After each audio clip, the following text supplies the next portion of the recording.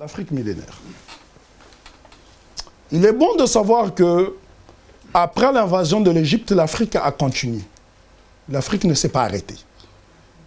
Après notre dispersion de l'Égypte, les Africains ont continué à créer. Ils ont créé d'autres brillantes civilisations, peut-être pas aussi brillantes que la civilisation égypto-nubienne, mais en tout cas, il y a des grandes civilisations et des bribes de civilisation qui peuvent nous permettre de nous réconcilier avec nous-mêmes.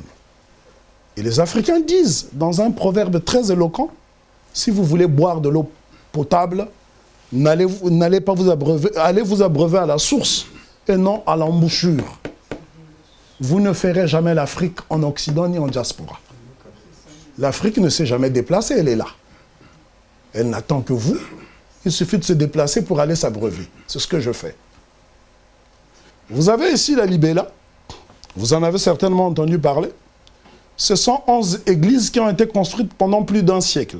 Pourquoi 11 églises? Vous devez être étonné parce que n'oubliez pas que l'Éthiopie a reçu l'évangile 500 ans avant la Russie et plus de 6 siècles avant la France de Clovis. Donc l'Éthiopie est le seul pays en Afrique qui ait adopté le christianisme.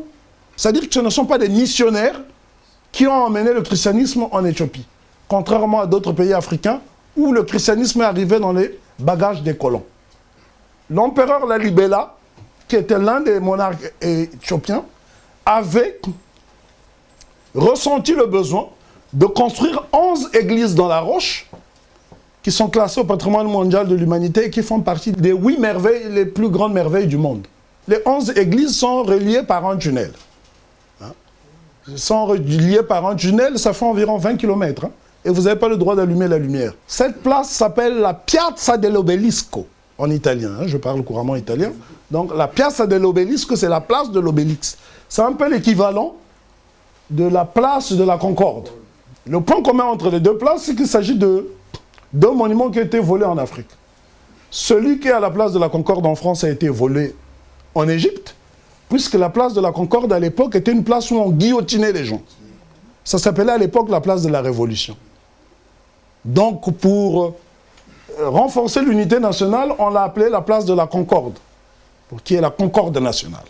Donc ici, c'est en Italie, à Rome, vous avez également une place qui s'appelle la Piazza dell'Obelisco.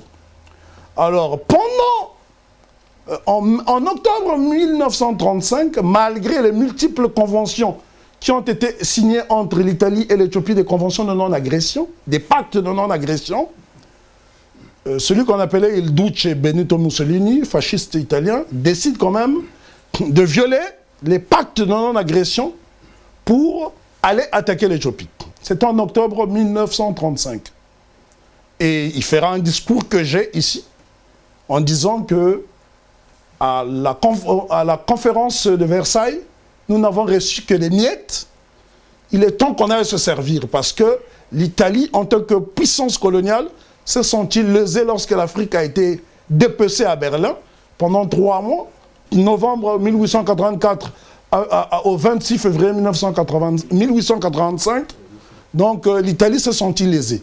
Donc l'Italie a décidé d'aller se servir, elle s'est bien servie.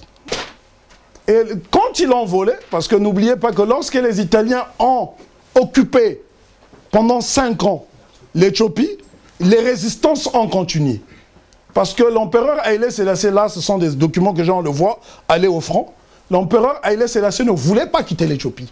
C'est la Bouna, c'est-à-dire le clergé de l'église orthodoxe éthiopienne, qui lui a dit de sortir. On lui a dit en tant que représentant de la plus vieille dynastie du monde, tu ne peux pas te laisser capturer par les Italiens, ça va décourager les guerriers. Donc l'empereur était obligé d'aller trouver refuge en Angleterre.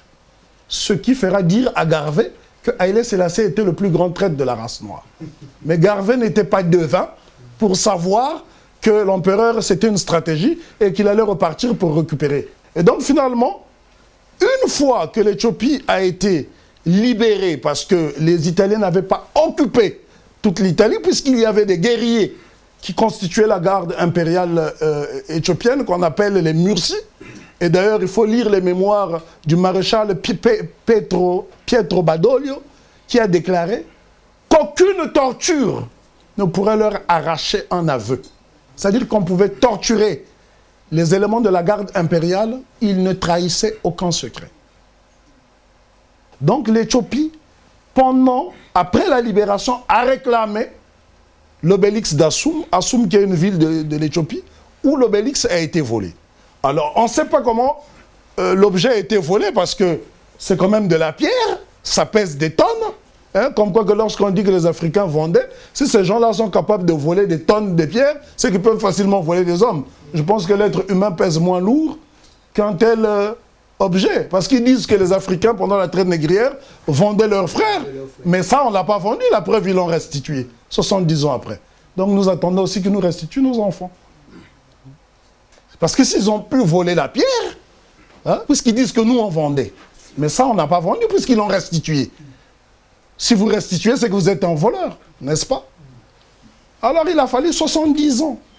Et l'obélix n'a été restitué à l'Éthiopie qu'en 2005, je m'excuse. Donc presque 70 ans après. Mais seulement, il y a beaucoup d'autres choses qui ont été volées. Notamment 1 million de livres qui ont été volés par les soldats de la reine Victoria qui sont venus en expédition en 1863 à Magdala. Plus d'1 million de livres. L'Éthiopie les réclame encore aujourd'hui. Moi, à chaque fois qu'il y a le procès, je me rends en Angleterre pour assister au procès. À chaque fois, quel que soit l'endroit où j'ai. Et ce sont des choses qu'on a pu consigner. Donc ça a été restitué. Mais seulement avant de restituer ça, les Italiens ont grugé. Ils ont dit, ouais, on ne sait pas comment le rapatrier. Là, le Premier ministre Meles Zenawi, qui vient de nous quitter, qui nous a quittés cet été au mois de septembre, a dit, mais si vous avez pu l'emmener, c'est que vous pouvez le retourner. Donc, utilisez le moyen qui vous a permis de l'emmener pour le retourner. Voyez-vous la mauvaise foi? Les voleurs, c'est ça. Ça, ce sont les voleurs. Et c'est une affaire très sérieuse, vous allez voir. Il y a toute une fête autour de ça.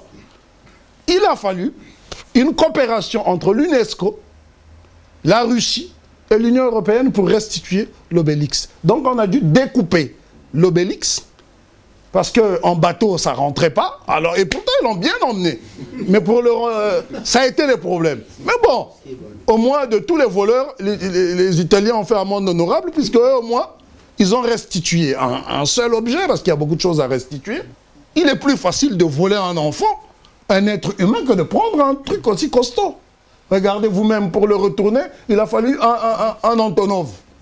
Voyez-vous? Alors ici, nous avons le Tata de Sikasso.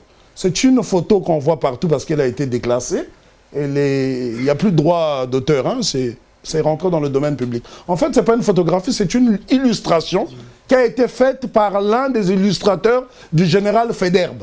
C'est l'homme qui a constitué les premiers tirailleurs. C'est lui qui les a constitués pour attaquer Madagascar, pour attaquer un peu de gauche à droite. Et c'est lui qui va casser ce mur, qu'on appelle le Tata de Sikasso. Le mur existe encore aujourd'hui.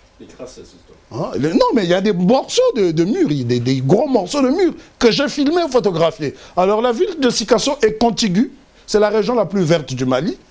La ville de Sikasso est contiguë à la région, à la ville d'Orodara, qui se trouve au Burkina Faso. C'est ce qu'on appelle le pays Sénoufo. Donc c'est le croisement entre la Côte d'Ivoire, le Mali et le Burkina Faso.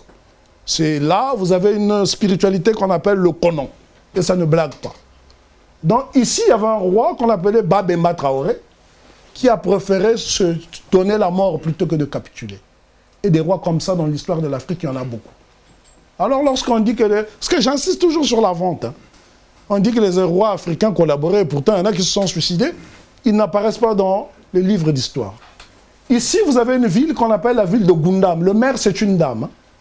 C'est une ville même qui est menacée par les islamistes. Elle se trouve en plein désert. Cette ville a la particularité de n'abriter que des châteaux et des villas. Les maisons les plus petites ici font minimum 250 mètres carrés.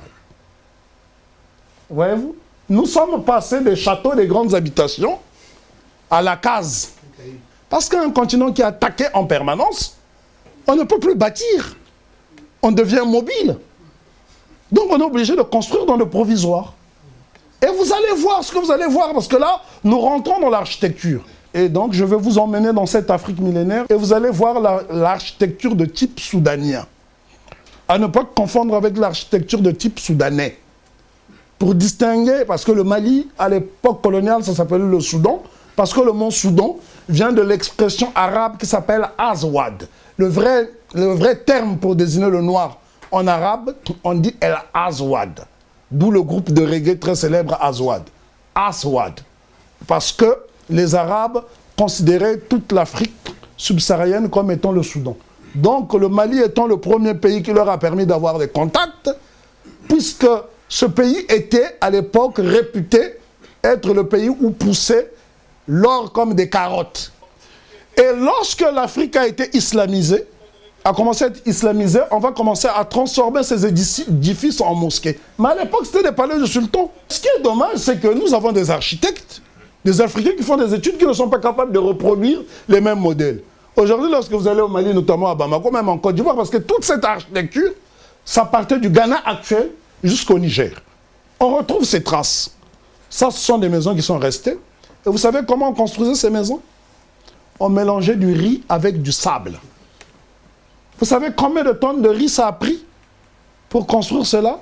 Si les Africains se permettaient d'utiliser des denrées alimentaires pour construire des maisons, c'est qu'il y avait abondance de nourriture. Aujourd'hui, il y a des ONG qui cotisent du riz pour nous. Nous sommes tombés si bas qu'il nous faut nous battre pour remonter au moins à la surface. C'est pour cela qu'on dit que les civilisations sont toujours mortelles. Aucune civilisation n'est figée dans le temps. La preuve, la Grèce qui est le berceau des sciences en Europe, aujourd'hui obligée de faire la mendicité, aller faire la quête à Bruxelles, au siège de l'Union européenne, pour pouvoir payer les retraités. Les civilisations sont mortelles. Si jamais on vous demande, on vous dit, mais comment vous pouvez justifier, dire que l'Égypte vous a appartenu alors que vous êtes aujourd'hui dans les conditions, dites toujours, exemplifiez toujours sur la Grèce. C'est l'argument. Parce que comment pourrait-on expliquer la patrie de Socrate, d'Hippocrate, se retrouver dans une situation aussi désolante qu'aujourd'hui?